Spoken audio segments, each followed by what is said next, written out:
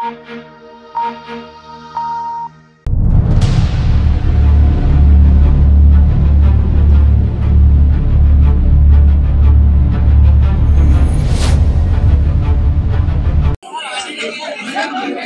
वार्ता में आए हुए सभी इलेक्ट्रॉनिक और प्रिंट मीडिया के सभी साथियों का हार्दिक स्वागत, वंदन, अभिनंदन करते हैं और अपने कार्यकर्ता साथियों से अनुरोध करते हैं कि ये प्रेस वार्ता है, थोड़ा थोड़ा और पीछे जगह बना लेंगे। आपके उत्साह का सम्मान करते हैं। कार्यकर्ता साथी और जरा पीसी को होने दे, जरा और अपना उत्साह बरकरार रखें, पीछे हो जाएं और जगहों पे हो जाएं। साथियों, हम शुरू करेंगे।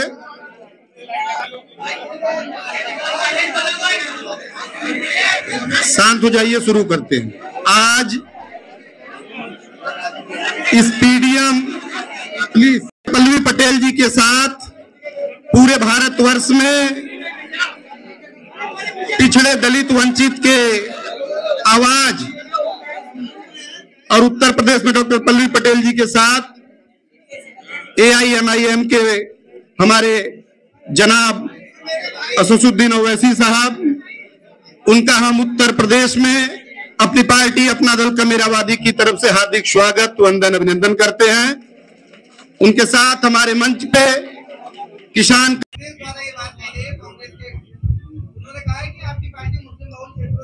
किसने कहा कांग्रेस में? छोड़ दीजिए ना।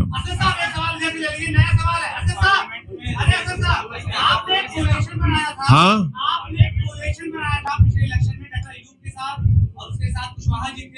क्या उनको भी इसका हिस्सा बनाएंगे? मैं देखिए अभी मोहतरमा पल्लवी पटेल साहिबा ने कहा कि हम हर एक का वेलकम करने के लिए तैयार हैं।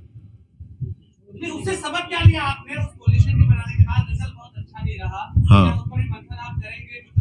नहीं, सबक ये है कि कभी मायूस ना हो, ना उम्मीद ना हो और लड़ते रहो।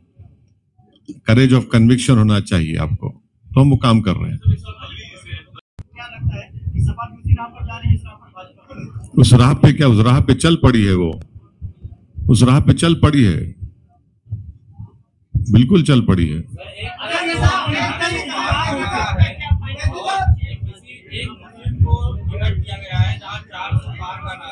जहां पे और दूसरी तरफ इंडिया जहां पे बड़ी साथ मुसलमानों को कि उनकी लीडरशिप बचेगी, लेकिन जिस तरीके से टिकट दिए गए हैं, बड़ी मायूसी है। आपने बड़ी लेट कर दी है। नहीं, कोई नेक काम की शुरुआत में देर नहीं बोल सकते।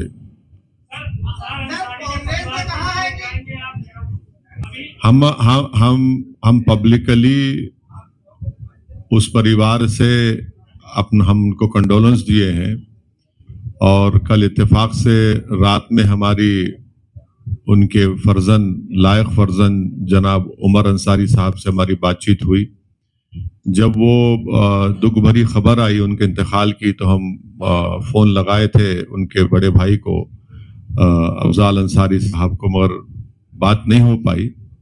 तो इंशाल्लाह हम जैसा ही पहला मौका मिलेगा, हमारी नीयत है, कोशिश है कि हम जाकर उनसे पर्सनली मिले और उनको कंडोलेंसेस दें, ताज़ियत पेश करें।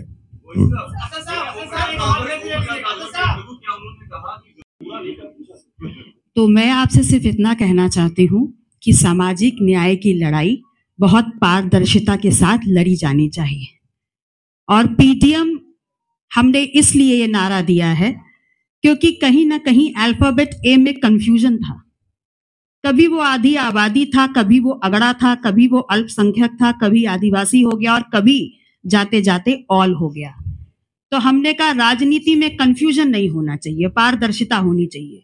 इसलिए उस ए के कंफ्यूजन को हटा करके हमने उनको जोड़ने का काम किया है जो वास्तविक रूप से इस देश में सामाजिक, आर्थिक और राजनीतिक शोषण का शिकार है।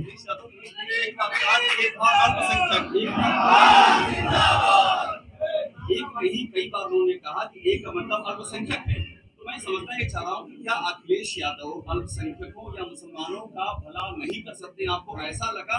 और वैसे साफ कर सकते हैं, ये इस पर आप रोशनी डाल रही है। मुझे लग रहा है कि आप सवाल के माध्यम से मुझे जवाब दे रहे हैं कि ओवैसी साहब कर सकते हैं और अखिलेश यादव जी कर नहीं पाए। नहीं, मैंने वही कहा कि आपने मुझे जवाब भी दे दिया। तो सही सही कहा मैंने, बिल्कुल। ओवैसी साहब की राय भी सर्वप्रथम लोकतंत्र के सबसे मजबूत स्तंभ अपने सभी सम्मानित पत्रकार बंधुओं का स्वागत करते हैं। आज इस देश की जो वर्तमान परिस्थितियां हैं उसमें ऐसे बहुत से समाज हैं,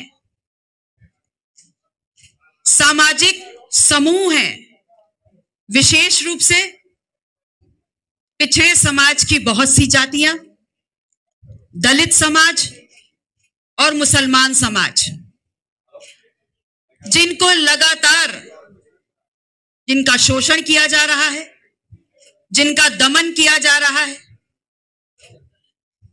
और जिनके सम्मान पे लगातार कुठाराघात किया जा रहा है। आज हम आपके बीच में इस समाज, पिछड़ा, दलित और मुसलमान समाज, जिनके प्रति सरकार का जो रवैया है और मुख्य विपक्ष में बैठे जो लोग हैं वो इन समाज के ऊपर हो रहे अन्याय के खिलाफ चुप बैठे हैं और उनके जायज सवालों के नाम पर पीछे हट रहे हैं। तो ऐसे में आज हम सरकार के खिलाफ, मुख्य विपक्ष के खिलाफ, इन समाजों के ऊपर हो रहे लगातार उत्पीड़न में अपने इस पीडीएम न्याय मोर्चा को लेकर के आपके बीच में आए हैं। पीडीएम मतलब पिछड़ा, दलित, मुसलमान। ये वो समाज है जो इस देश में सरकारें बनाता और गिराता है और हमारा ये मानना है कि जब तक पीडीएम को सामाजिक न्याय नहीं मिलेगा, राजनीतिक भागीदारी नहीं मिलेगी, तब तक ये सामाजिक न्याय की लड़ाई ना स्थापित होगी और ना पूरी हो पाएगी। और ऐसे में आज हमारे मंच पर हमारे साथ AIMIM के सदर साहब माननीय असदुद्दीन ओवैसी साहब, अपना दल की राष्ट्रीय अध्यक्ष श्रीमती कृष्णा पटेल जी, राष्ट्रोदय पार्टी के बाबूराम पाल जी, प्रगतिशील मानव समाज पार्टी के प्रेमचंद बिंद जी,